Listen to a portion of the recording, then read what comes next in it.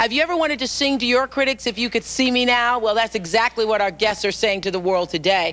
My next guest was a horrible student at Cypress Creek High School in Cypress, Texas in the early 80s. Stephen Bacque says that most of his teachers wrote him off, but he's here today to show one of his rough, rotten principals that he's made it big, real big, in fact.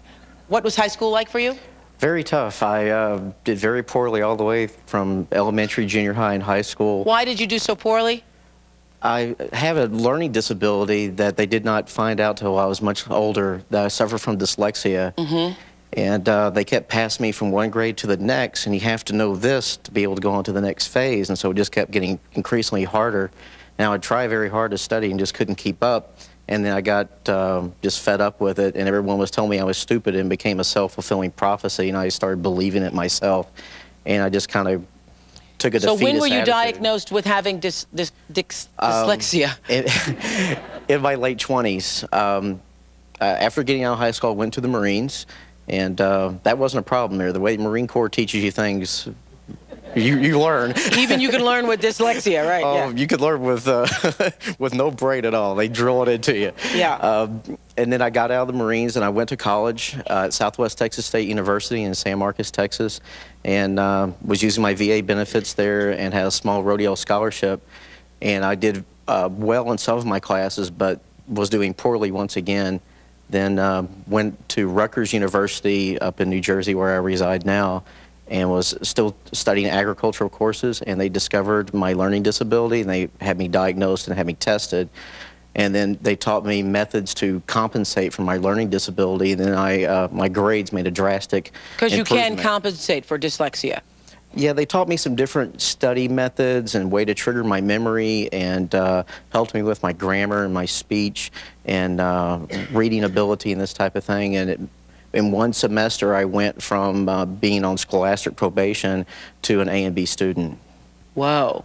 Now, Stephen says that the school official who wrote him the hardest was Vice Principal Jack Sheridan. And Mr. Sheridan is here. Come on out, Mr. Sheridan.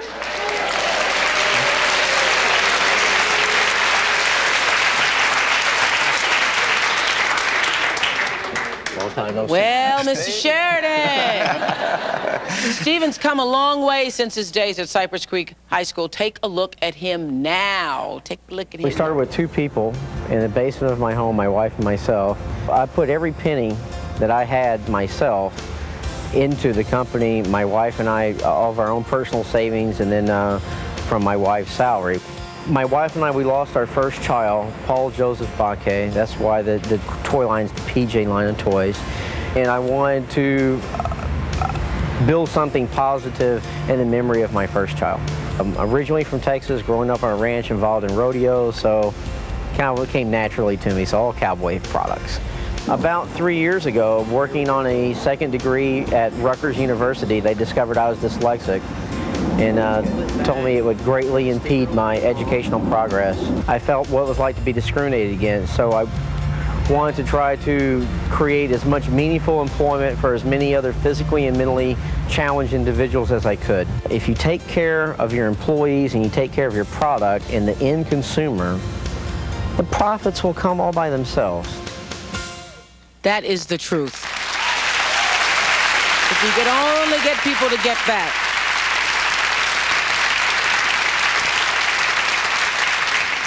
And the profits did roll in for Stephen. He was named Entrepreneur of the Year by Inc. magazine in 1993 and is now in the process of selling his company to a multi-million-dollar toy conglomerate. Look at him now.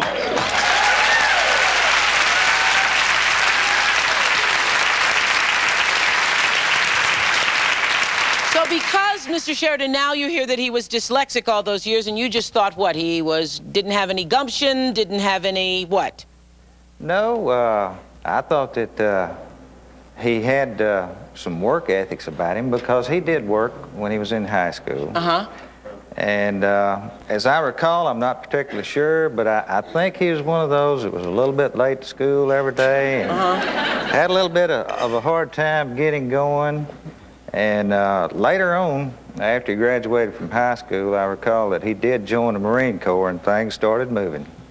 turned around from. What do you want to say to Mr. Sheridan today? Well, I appreciate, he was one of the few people through junior high and high school that I think he saw some potential in me. He I think he rode me a little hard because he wanted to push me.